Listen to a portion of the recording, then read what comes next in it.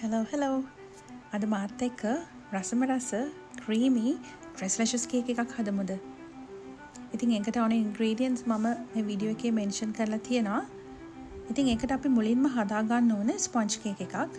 මතක තියාගන්න අපි මේකට යූස් කරන්නේ බටර් කේක් නෙමෙයි ස්පොන්ජ් කේක්. ඊට අමතරව evaporated milk, condensed milk and full cream milk අපිට අවශ්‍ය වෙනවා. අපේ කේක් එක සෝක් කරගන්න. ඉතින් අවශ්‍ය ඉන්ග්‍රීඩියන්ට්ස් ඔක්කොම මම රෙඩි කරගත්තා. දැන් හදන්නේ ස්පොන්ජ් කේක් එක. බිත්තර සුදු මද කහ මද අපි වෙන් කරගෙන බිත්තර සුදු මද වලට අපි ගන්න සීනි ප්‍රමාණයෙන් 4න් එකක් දාලා මම වෙනම බීට් කරගත්තා. ඊළඟට 4න් 3ක් සීනි බිත්තර කහ මද වලට දාලා බීට් කරලා ඉතුරු ඉන්ග්‍රීඩියන්ට්ස් ඒ කියන්නේ පාම් පිටි, වැනිලා, ෆ්‍රෙෂ් මිල්ක් ඒ ටික අපි දාලා ඒ ටික බීට් කරලා අන්තිමට බිත්තර සුදු මද එකතු කර ගන්නවා.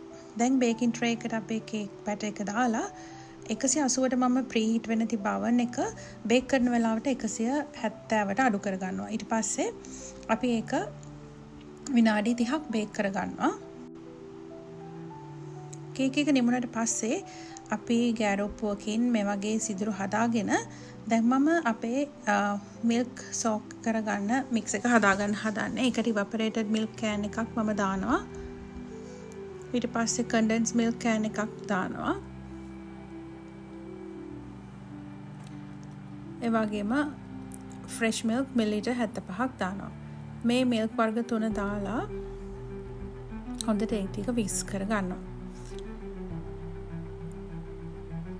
ඊට පස්සේ කේක් එක නිමුණට පස්සේ අපි මේ milk mix එක අපි මේ විදිහට කේක් එක උඩට දානවා. බය නැතුව ඔක්කොම ටික දාන්න. මොකද ඒ ස්පොන්ජ් කේක් එකට මේ මිල්ක් එක උරා ගන්න නිසා අපි කොච්චර මිල්ක් දැම්මත් ඒක ප්‍රශ්නයක් නැහැ. ඊට පස්සේ මම මේක ක්ලින් රැප් එකකින් රැප් කරලා ෆ්‍රිජ් එකේ තියනවා. ඕවර්නයිට් තිබ්බා. දැන් මේ පහුවදා මම මේකේ টොපින් එක හදා ගන්න හදන්නේ හෙවි ක්‍රීම් টොපින් එකක්. විප් ක්‍රීම් නෙමෙයි. ඉතින් ඒකට හෙවි ක්‍රීම් මම කෑන් එකක් ගත්තා. ඊට පස්සේ ඒකට අයිසිං සුගර් මම ටේබල් ස්පූන් 2ක් එකතු කරගත්තා. ඔයගලන්ට කැමති විදිහට සීනි ප්‍රමාණය අඩු වැඩි කරගන්න පුළුවන්.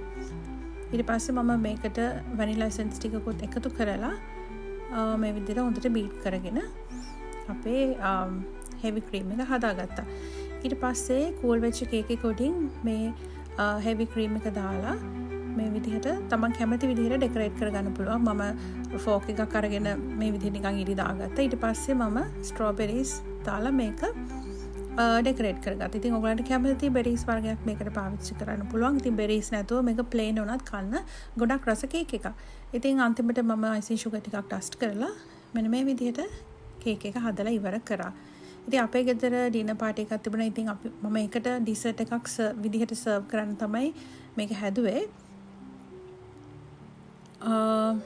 ඉතින් ඊළඟට තියෙන්නේ මේක රස බලන වෙලාව.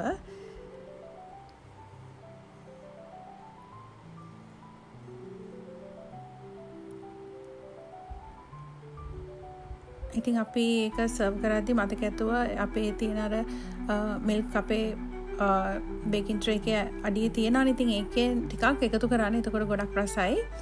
ඉතින් මෙන්න මේ විදිහට තමයි ඒක හැදුනේ. Thank you for watching my video.